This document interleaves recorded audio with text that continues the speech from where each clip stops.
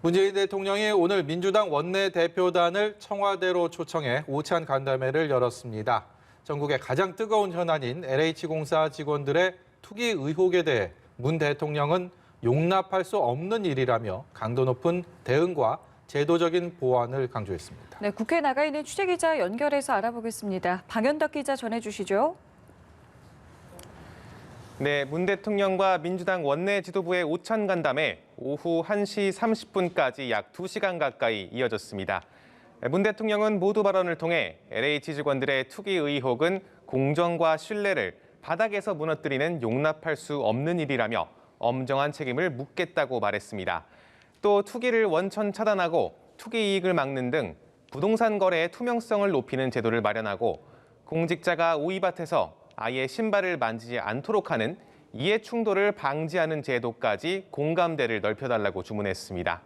문 대통령은 국토부와 LH는 국민의 공감을 얻는 근본 대책을 만들어야 한다고 촉구하는 한편 공직자 이해 충돌 방지 제도화를 강조하면서 입법까지 나아간다면 투기 자체를 근절할 수 있을 것이라고 말했습니다. 문 대통령이 그간 철저한 진상조사를 수차례 지시하긴 했지만 공개석상에서 문제의 심각성을 언급한 건 이번이 처음입니다. 이번 사태가 부동산 대책에 대한 신뢰를 악화하며 임기 후반 국정 운영에 발목을 잡을 수 있다는 우려가 반영됐다는 해석이 나옵니다.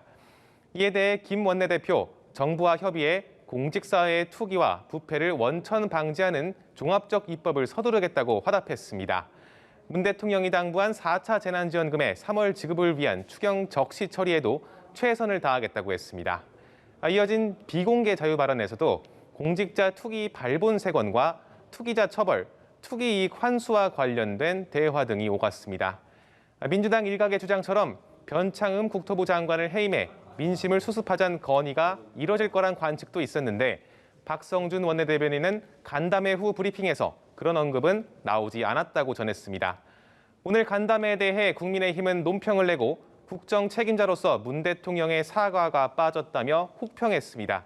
또 모든 것을 제도 탓, 적폐 탓을 하는 인식이 안쓰럽다며 원인 분석이 틀린 만큼 문제 해결도 난망하다고 비판했습니다.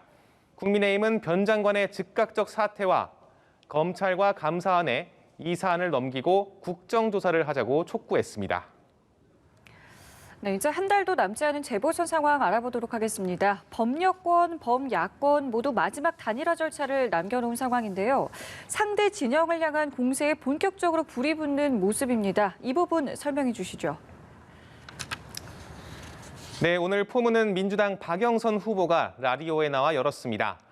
국민의힘 오세훈 후보를 향해 아이들 밥그릇에 차별을 두자고 주장하다 불명예 퇴진한 후보라고 했고 국민의당 안철수 후보에 대해선 새 정치를 하겠다면서 지난 10년간 갈짓자 행보, 즉 오락가락 행보를 했다고 비판했습니다.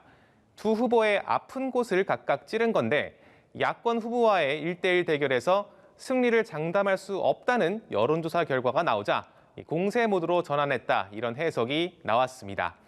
반면에 오세훈 후보는 오늘 민주당이 제기하고 있는 자신의 가족의 땅 투기 의혹에 대해 곰탕 흑색 선전, 그러니까 이미 우려먹은 비방이다 이렇게 평가절하했습니다.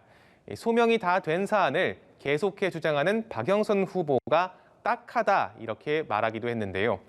앞서 안철수 후보가 피해 호소인이라는 용어를 쓴 남인순, 진선미, 고민정 의원을 박 후보 캠프에서 쫓아내라고 요구한 데 대해서도 오세훈 후보는 적극 공감한다며 응징이 있어야 한다고 역공을 폈습니다. 안철수 후보는 오늘 서울시청을 찾아 코로나 방역 업무에 매진해온 직원들을 격려했습니다. 이 같은 난타전에 또 어떤 입장을 내놨을지 주목됩니다. 지금까지 국회에서 전해드렸습니다.